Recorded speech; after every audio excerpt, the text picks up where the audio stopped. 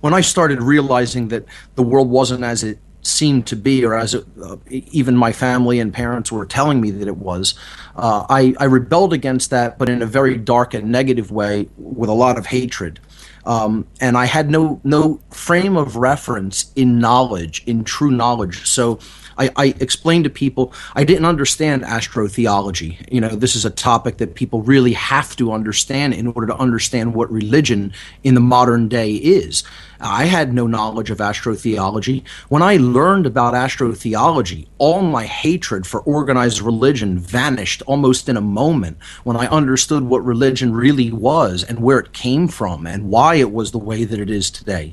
Lacking that knowledge, without that frame of reference, I couldn't assuage the anger that I felt for seemingly being lied to or misdirected by even members of my own family because of the lies that they had accepted and then just mindlessly propagated.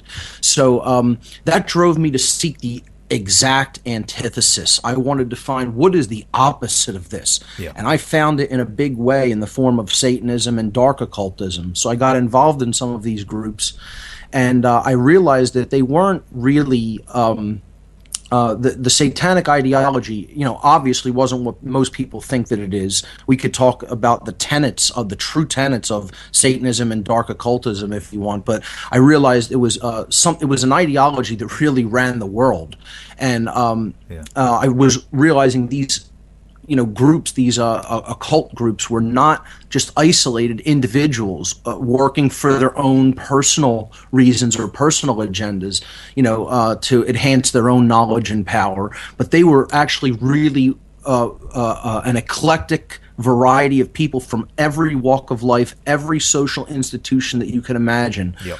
Politics, banking, law, entertainment, military, the medical profession, education, you name it. Yep. And they were working together. They were a tight-knit group of interconnected networks, and they were working together toward a common agenda.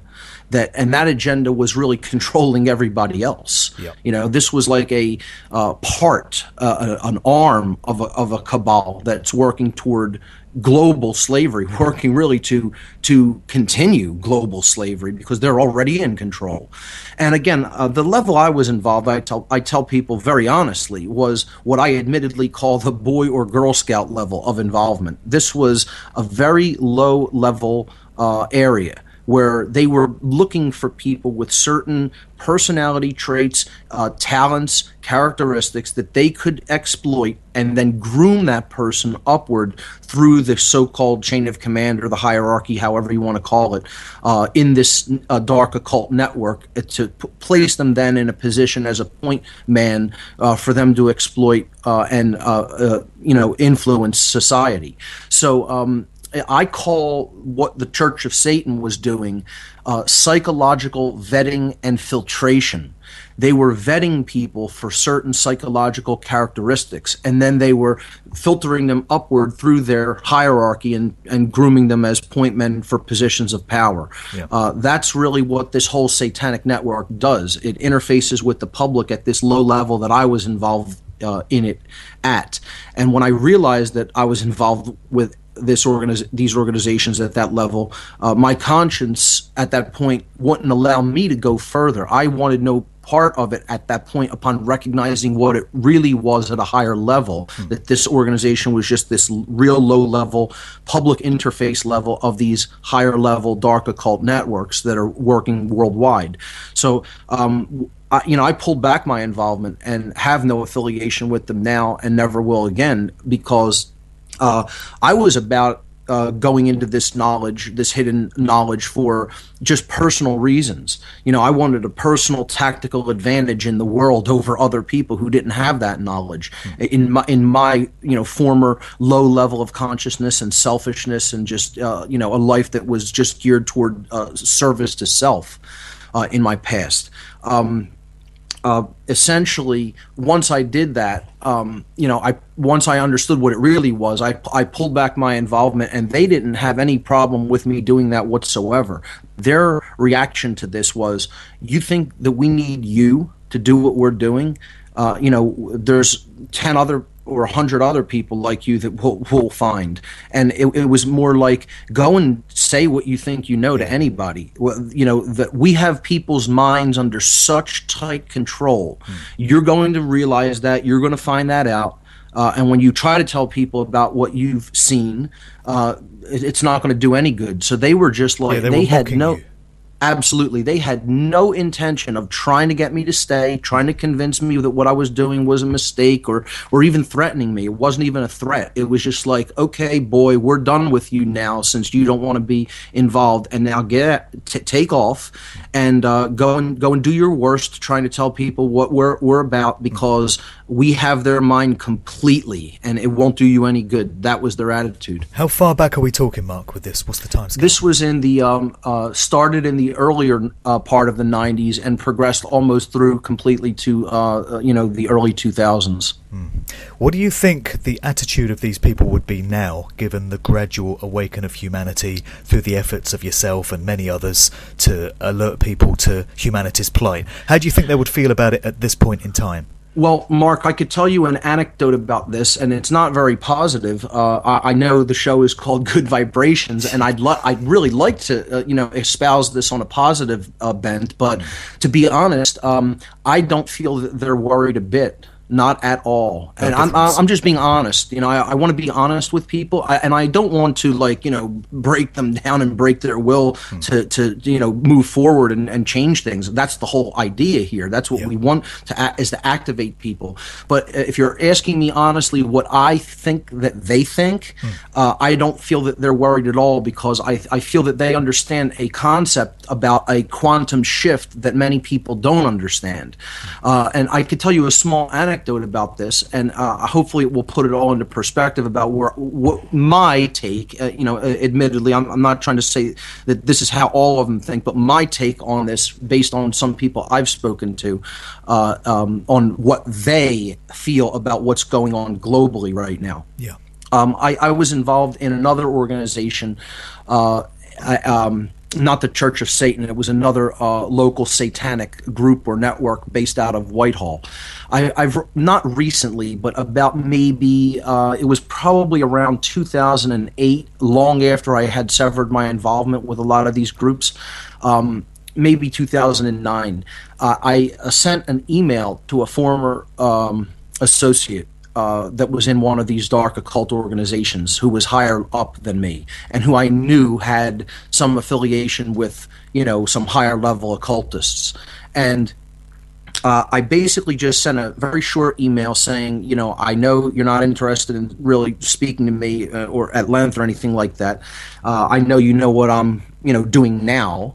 And I basically emailed him and asked him, what do the higher ups in the satanic hierarchy think about what is going on globally? This was, I guess, around the time, Ron Paul was running for president. A whole lot of videos were coming out online about, 9/11 and the awakening and, just exposing a lot of stuff. I call it really the time. This was the beginning of the earnest apocalypse, the revealing. This would be around the time that I personally woke up myself. Right. A lot of information was coming forth like a deluge at this point in the world. And, I just asked this person what his leaders thought of what's going on. And instead of responding to me in words, he sent me a picture, a JPEG picture, back by email with no other response. It was just like, how you get an email response and it says on whatever date, Mark Passio wrote, and it had my little paragraph that I wrote down at the bottom, but then above it, in the response area, it had no words. It just had an image. He attached an image, and it was an image of a clown with a huge blue, one-piece jumpsuit outfit with white polka dots on it, and he had real big, big clown shoes and a multicolored wig like, Ronald McDonald might wear, with a big red clown nose, and he had a party hat on and a little horn, a little kid's horn, like, honking a horn, waving at the camera. That's what he sent me back. Now, what that tells me is that they think that the so-called awakening is a joke. It's so paltry, and it's so insignificant, and it's so completely ineffectual compared to the mass control that they are exerting over the masses of people and over the mass portion of the collective human psyche. That it's a complete laughing belly laugh joke to them. And I personally, I wouldn't say I agree with that sentiment from their perspective, but I would say I could understand why they think that, because I'm not a person who feels that there's a huge global awakening going on at all. When I step outside my home and I look at the masses of people on the street, they are 100% completely asleep and have not even begun in any aspect of understanding any portion of the truth that's going on around them in their world. Zero. They're what the dark occultists call the unbegun. That this is their term for the people who haven't started at all whatsoever. They are the uninitiated. Initiation means to begin to uncover the hidden knowledge, to begin to awaken, to begin the journey into true spirituality and true enlightenment. And they have not begun at all. That's what the dark occultists call them, and I puzzled over that term. I didn't understand that term during the entire time that I was involved in the dark occult. Whenever anyone used it, it was just more like one of those things where you just say yes, and just, not completely pretend that you understand it, but just, you don't stop the person from saying what he's saying and ask him for clarification and say, well, I have no idea what you mean by that term. Could you please clarify? I never did that and asked them what it meant, whenever they used that term. And I didn't really understand what they were saying to me when they kept using that term, and very few people used it. It was like you could tell the people who were really higher up in the hierarchy and really into the ideology, they were the people who used that term. The lower down people in these organizations simply referred to common name for the everyday person was the dead. They call people the dead. And again, their rationale for this is, well, if the expression for consciousness is thoughts, emotions, and actions, and the majority of the people out there don't really think, they just go along with whatever is told to them, so they don't have any real knowledge, hence they're not using the thought aspect of consciousness to gain knowledge and understanding. And if they don't really care about what's going on either within them or around them, then they don't have the emotional aspect of the personality of the consciousness developed. That's also inactive or dead. And then they certainly aren't taking any action based on what they know and how they feel, and if they care, to make any real world change happen in our society on a mass scale. So they're inactive, they're either lazy and don't want to do that work, or they're cowardly and they're afraid because they're afraid of standing up and standing out and doing something that other people aren't doing and speaking out against the system. So if their rationale is, if the person's thoughts, meaning they have no knowledge, is deadened, okay, their thoughts are deadened, their emotions are deadened, meaning they don't care, and their action is deadened, meaning that they don't act because they're either lazy or cowardly, then they're dead. All three aspects of their consciousness is dead, so they consider them, and their rationale for doing anything to them that is harmful is, I'm not doing that to an actual living being. I'm doing that to something that's a thing that's already dead. They deserve and that what is they how get they look because at they people. brought it on themselves. Yes, the way they see it. That is how they look at it. Absolutely, yes. So, to go back to your original question, what do I feel about the global awakening, or what do they feel about the global awakening? They're not concerned about it at all. And I would like to tell you that they really absolutely should be concerned about it, but I don't want to be concerned about it until it happens in much, much, much larger numbers. There will be concern.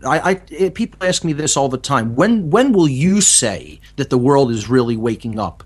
And I tell people, I will say that the world is really waking up when police and military are quitting their jobs in such huge numbers that the media has to start talking about it. That's the sign that I will say, now we're reaching a global awakening. Now people are really coming online and they're really waking up. And does anyone see that happening or even coming close to happening? Not